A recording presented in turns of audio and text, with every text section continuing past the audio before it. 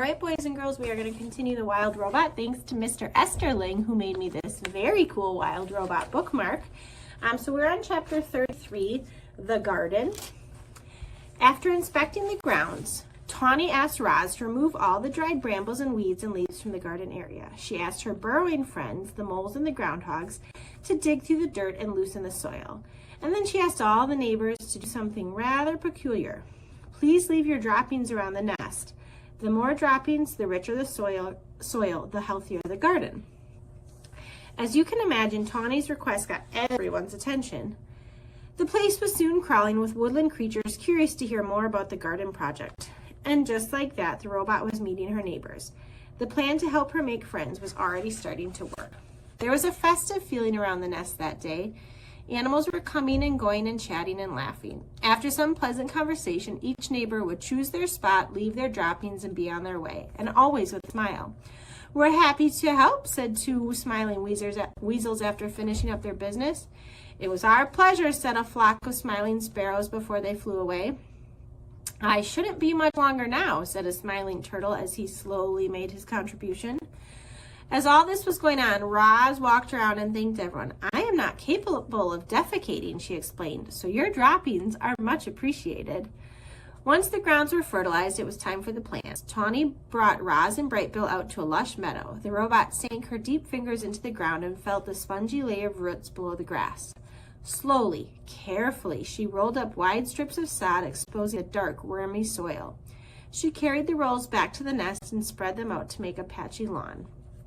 Then she transplanted clumps of wildflowers and clovers and berries and shrubs and herbs until the nest was surrounded by a scraggly collection of plants. "It's not much to look at now," said Tawny, "but the grass will grow into these gaps and the flowers and bushes should perk up in a few days. I'll return soon to make sure it's all taking root. Before long, this will be a lovely wild garden." Chapter 34, The Mother. Like most goslings, Brightbill followed his mother everywhere. He was a slow, tottering little thing, but Roz was rarely in a hurry, and together they loved meandering around the forest paths and around the banks of the pond. However, they spent most of their time right in their very own garden. You see, the garden was no longer scraggly. Thanks to the robot's careful attention, it was now bursting with colors and scents and flavors. Clearly, Roz was designed to work with plants. "Oh, Roz, you've been busy," said Tawny as her family grazed on the wonderland of growing things. "This garden is glorious. You'll be seeing quite a lot of us around here." Tawny meant what she said. Each morning around daybreak, Roz and Brightbill would hear quiet footsteps outside the nest, and there would be Tawny and Crownpoint and their fawns, Willow, Thistle, and Brook, happily nibbling on the garden. The deer weren't the only regular visitors. The beavers became quite fond of gnawing on a certain hardy shrub at the edge of the garden. Dig Down, the old groundhog, popped up to munch on berries. Broadfoot, the giant bull moose, came by to chew on tree shoots. And of course, bees and butterflies were there every day, happily floating through the flowers. There always seemed to be friendly animals hanging around the garden. It was amazing how different everyone treated Roz these days. Animals who once ran from the robot in fear now stopped by the nest just to spend time with her. The neighbors smiled and waved whenever Roz and Brightbill wandered past. And at the dawn truce, the other mothers were eager to share their parenting advice. "Make sure Brightbill gets plenty of rest. A tired gosling is a cranky gosling. When the wind starts blowing from the north, you must immediately get Brightbill to safety. North winds always bring bad weather. You'll never be the perfect mother, so just do the best you can. All Brightbill really needs to know is you're doing your best." No gosling ever had a more attentive mother. Roz was always there, ready to answer her son's questions or to play with him, to rock him to sleep, or to whisk him away from danger. With a computer brain packed full of parenting advice and the lessons she was learning on her own, the robot was actually becoming an excellent mother. Chapter 35, The First Swim. "Good afternoon, you two," said Loudwing as she waddled into the garden. "Remember me, Brightbill?" "Loudwing, Loudwing." "Very good," the old goose giggled. "Now, Roz, do you know what tomorrow is? Tomorrow is swimming day, the day when all the parents take their goslings out on the pond for the first time, and you simply must bring Brightbill." "Swim, swim," said the gosling, shaking his tail feathers. Bright Bill can go, said Roz, but I cannot swim. I cannot go on the pond with him. I will not be able to protect him. Who'd have thought a big thing like you would be afraid of a little water? Loudwing laughed. Well, don't you worry about Bright Bill. He'll be safe in the flock, and he's going to have so much fun swimming with the other goslings. We begin at sunrise, so don't be late. See you in the morning. And with that, the goose plopped into the water and glided away. Swim, swim, said the gosling. Yes, Bright Bill, said the robot, staring at the pond. Swim, swim. Early the next morning, peeps and honks and splashes began echoing across the calm water. Roz and Bright Bill followed a trail through the fog and over to a beach that was crawling with fluffy goslings and proud parents. Roz took a few steps into the water, and her survival instincts immediately flared up. The robot's brain knew that if water got inside her body, it could do serious damage. And as soon as the other parents began swimming across the pond, Roz stood safely in the shadows and watched. Bright Bill ran up and down the beach with the other goslings, peeping and laughing and pretending to be afraid of the tiny waves. When one wave finally pulled him in, he felt his body floating on top of the water. A big smile appeared on the gosling's face. Clearly, Bright Bill was destined to swim. Very good, Bright Bill, said Loudwing as she floated past. You're a natural. Yes, Bright Bill, you are a natural, said Roz, trying to sound like a good mother. Loudwing rounded up all the goslings and gave them a quick swimming lesson. Remember, everyone, paddle your feet evenly to swim in a straight line. Paddle with your right foot to go left and paddle with your left foot to go right. Try it out and join the rest of us when you're ready. Happy swimming day! Loudwing and the other adult geese calmly glided toward the center of the pond. A jumble of goslings tried to keep up with them. The youngsters jostled and splashed and peeped with excitement, and gradually they paddled in the direction of their parents. Only Bright Bill lagged behind. Mama, swim? Roz pointed to the flock. I cannot swim. Go have fun with the other geese. You will be safe with them. The gosling took a deep breath. Then he shook his tail feathers and paddled his feet and set out on his very first swim. He drifted too far to the left. Then he drifted too far to the right. But his feet just kept paddling until he caught up to the other goslings. Roz spent the morning watching her son swim around and around the pond. And as she watched him, she felt something like gratitude. Thanks to Bright Bill, the robot now had friends and shelter and help. Thanks to Bright Bill, the robot had become better at surviving. In a way, Roz needed Bright Bill just as much as Bright Bill needed Roz, which was precisely why she felt such concern when the mood on the pond suddenly changed. One moment, everything was tranquil, and the next moment, the geese were in a panic. Something was violently sloshing through the group. It was Rockmouth, the giant, toothy pike.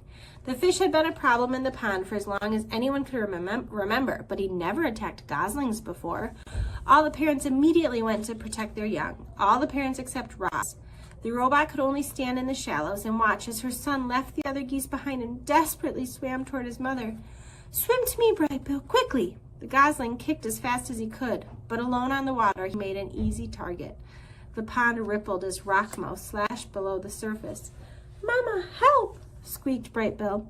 The robot was terribly conflicted. Part of her knew she had to help her son, but another part knew she had to stay out of deep water. Her body lurched forward and then backward, again and again, as she struggled to make a decision. And then Loudwing came to the rescue. Rockmouth, don't you dare harm that little darling. The old goose fluttered over and splashed down right on top of the fish. Leave him alone. She pecked and kicked and beat her wings against the fish until he surrendered to the murky depths of the pond. Loudwing escorted Bright Bill back to the beach, and a minute later the gosling was in his mother's arms, safe and sound. Rockmouth isn't as dangerous as he seems, said the goose out of breath. But I think that is enough swimming for one day. Chapter 36, The Gosling Grows. Bright Bill soon forgot about the incident with Rockmouth, and he spent his mornings cruising around the pond with the other goslings. He was becoming a great little swimmer. He was also becoming a great little speaker. Hello, my name is Bright Bill, he said to anyone who would listen. The gosling was small for his age, and he always would be, but he was growing bigger and stronger by the day. His increasing size was matched by his increasing appetite. He gobbled down grass and berries and nuts and leaves. Sometimes he'd snack on little insects. If it was edible, Bright Bill would eat it. And even if it wasn't edible, he might eat it anyway. Roz felt something like fright the time she saw Bright Bill swallowing pebbles on the beach. She was holding him upside down, hoping the pebbles would fall out of his mouth when Loudwing stepped in. "Put the gosling down," said the goose with a laugh. "It is perfectly natural for Bright Bill to eat a few pebbles. They'll help him digest his food, but not too many, okay, little one?" Like most youngsters, Bright Bill was incredibly curious. He explored the garden and the pond and the forest floor. He wandered down some hole in the ground and said to whomever was there, "Hello, my name is Bright Bill." Then a long robot arm would reach in and pull the gosling back outside. "Sorry to bother you," Roz would say in her friendliest voice. The mother and son slipped into a good nighttime routine. While the gosling slept, the robot might tend the fire if it was cool out, or gently fan him if it was warm. If he woke up hungry or thirsty, Roz brought him food and water. And whenever he had nightmares, she would always rock him back to sleep. Chapter 37, The Squirrel. Here's a picture. A small squirrel was scurrying through the garden. Bright Bill had never seen her before. He peered out from the nest and watched her bounce across the lawn.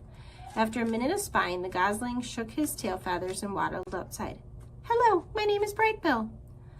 The squirrel froze. Then she slowly turned around and then she started to talk. "Hi, Bright Bill. My name is Chit Chat and I'm a 12-and-a-half-week-old squirrel and I'm new around here and your home is really big around and round and I don't understand why smoke sometimes comes out of it." Reader, now I'm not quite sure how Chit Chat got enough air into her lungs to go on like that, and I'm not quite sure how Bright Bill had the patience to listen. But he stood there and politely nodded as Chit Chat rambled on and on and on. "And sometimes I see you waddling behind your funny-looking mother, and you seem so nice that I thought I'd come down and introduce myself, but now I'm nervous and I'm talking too much, and my name is Chit Chat, and I think I said that already." There was a pleasant silence. Bright Bill stood on one foot for a moment. Then the gosling took a deep breath and said, "It's very nice to meet you, Chit Chat. I don't think you talk too much. I think you talk just enough, and I like you, so let's be friends." A big smile appeared on the squirrel's tiny face. For once, Chit Chat, speechless. Chapter 38, The New Friendship. Chit Chat wasn't speechless for long. She'd already been alive for a whole 12-and-a-half weeks, and she wanted to tell Bright Bill about everything exciting and every boring thing that had ever happened to her. And so as the new friends played and explored and ate together, the squirrel shared her stories. "I was born on the other side of the hill, and last week I decided I was ready to build my first dray, which is what you call squirrel nest, and now I live in that tree with the weird bump in its trunk," she said while the two of them kicked pebbles into the pond. "One time a weasel chased me through the treetops until he missed a branch, and he fell all the way down, and he crashed into a bush, and he walked away all wobbly, and he never bothered me again," she said while the two of them crawled through a hollow log. "Ew, gross. I saw you eat that ant one time. I ate a gnat by accident, and I didn't like it at all. I mostly eat acorns and bark and tree buds and sometimes the yummy berries that grow in your garden," she said while the two of them took a snack break. But Chit Chat was a good listener, just as she was a good talker. And whenever it was Bright Bill's turn to speak, she'd keep quiet and hang on to his every word. Do you know who enjoyed their conversations most of all? Our robot, Roz. The protective mother was never far away, and she felt something like amusement at the silly conversations she overheard. And she felt something like happiness that her son had such a good friend. Chapter 39, The Flight. Bright Bill had spent his entire life by the pond, and he was becoming very curious about what lay beyond his neighborhood. So one day his mother said to him, "Let us go for a walk, and I will show you more water than you can possibly imagine." Roz placed the gosling on her flat shoulder, and the two of them set off across the island. They marched out of the forest, crossed the great meadow, and climbed uphill until they were at the top of the island's western ridge. Before them was a grassy slope that descended all the way to the dark, choppy waters that surrounded the island. "That is a lot of water," said the wide-eyed "That is a lot of water," said the wide-eyed gosling. "I'm a good swimmer, but I'm not good enough to swim across that pond." "That is not a pond," said the robot. "That is an ocean. I doubt any bird could swim across an ocean." Waves rolled in from the horizon. Seagulls circled above the shore. A steady breeze blew on the slope. Bright Bill's yellow fluff had recently changed over to a coat of silky brown feathers, and he spread his feathery wings into the breeze, and then... "Mama, look!" For the briefest of moments, the wind lifted Bright Bill off the ground, but he quickly tipped backward and thumped into the soft grass. "I was flying," he squeaked. "That was not flying," said Roz, looking back at her upside-down son. "Well, I was almost flying, and I'm going to try again.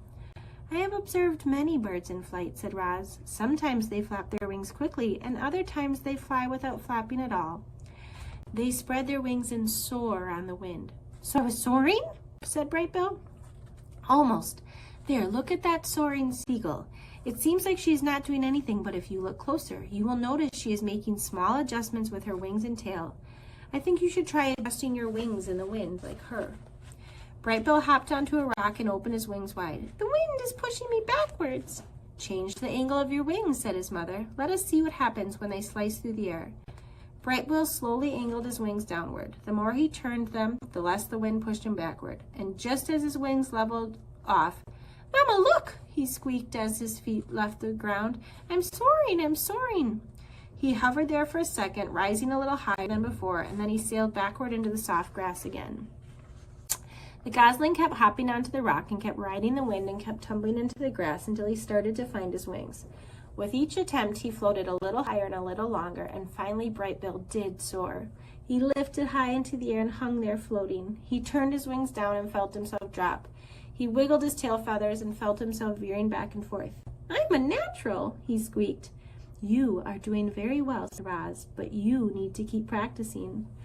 And so they spent the afternoon practicing up on the ridge. Once Brightbill was comfortably soaring, he tried flapping his wings. He flapped high in the air. He flapped in straight lines. He flapped going back and forth. He flapped around and around. A big smile appeared on the gosling's face. Clearly, Brightbill was designed to fly. Mama, I'm flying, he said. I'm really flying. You are flying, said the robot. Very good. Brightbill was now a flyer, but all that flying had worn him out. He lowered himself toward the ground and tumbled into the grass one last time. His landing still needed some work. Roz placed Brightbill on her shoulder and headed back to the nest. I can't believe I can fly now, Mama, said Brightbill in his sleepy voice. I just wish you could fly with me. And then the gosling's words were replaced by a quiet, steady breathing. Chapter 40, The Ship. Brightbill was a flying fanatic, and his favorite place to fly was up on the grassy ridge. The robot and the goslings liked to spend afternoons up there, working on the finer points of flying.